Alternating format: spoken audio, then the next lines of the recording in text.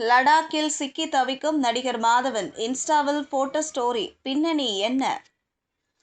வணக்கம் செய்தி புனலியர்களே.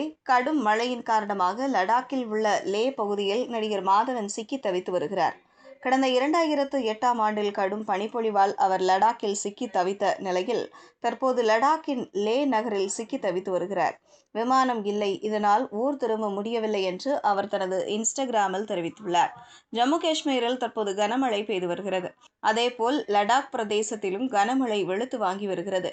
ஜம்மு காஷ்மீரில் திடீரென மேக வெடிப்பு ஏற்பட்டு அதிக அளவில் மழை பெய்து வருகிறது. இந்த மழையின் காரணமாக அங்குள்ள அணைகள் நிரம்பி ஆறுகளில் வெள்ளம் பெருக்கெடுத்து ஓடுகிறது. பல குடியிருப்புகளை வெள்ளம் சூழ்ந்துள்ளது. அங்கு மீட்பு பணிகள் தொடர்ந்து நடந்து வருகின்றன.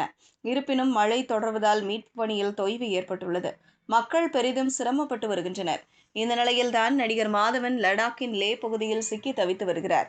இது தொடர்பாக நடிகர் மாதவன் தனது இன்ஸ்டாகிராம் பக்கத்தில் கூறியுள்ளதாவது: மீண்டும் லேவில் சிக்கியுள்ளேன். இங்கு விமானங்கள் இல்லை. 17 ஆண்டுகளுக்கு பிறகு இப்படி நடந்துள்ளது என்று கூறினார். மேலும் அவர் தனது ஸ்டோரியில் பனி மூடிய மலைகள், மழைக்கான மேகமூட்டம் உள்ளிட்டவற்றை வீடியோவாக எடுத்து பதிவிட்டு இருந்தனர். அதில் மாதவன் லேவின் காலநிலை பற்றி கூறியுள்ளார். இது தொடர்பாக மாதவன் கடந்த 4 நாட்களாக தொடர்ந்து மழை பெய்து வருகிறது. இதனால் லே விமான நிலையம் மூடப்பட்டுள்ளது. விமானங்கள் இன்று வீடு திரும்ப முடியவில்லை. லடாக்கில் நான் படப்பிடிப்புக்கு வரும்போதெல்லாம் இப்படித்தான் நடக்கிறது. கடந்த 2008ஆம் ஆண்டு லடாக்கின் பாங்காங் ஏரியில் 3 இடியட்ஸ் படப்பிடிப்புக்காக வந்தபோது பனிப்பொழிவில் சிக்கினேன். இப்போதும் அதே நிலைதான். 17 ஆண்டுகளுக்கு பிறகு லேயில் சிக்கி இருக்கிறோம். விரைவில் வானம் தெளிவாகும், வீடு வந்து சேருவேன் என்று நம்புகிறேன் என்று கூறியுள்ளார். இந்த வீடியோவை நடிகர் மாதவன் தான் தங்கியிருக்கும் ஹோட்டல் அறையில் இருந்து எடுத்துள்ளார்.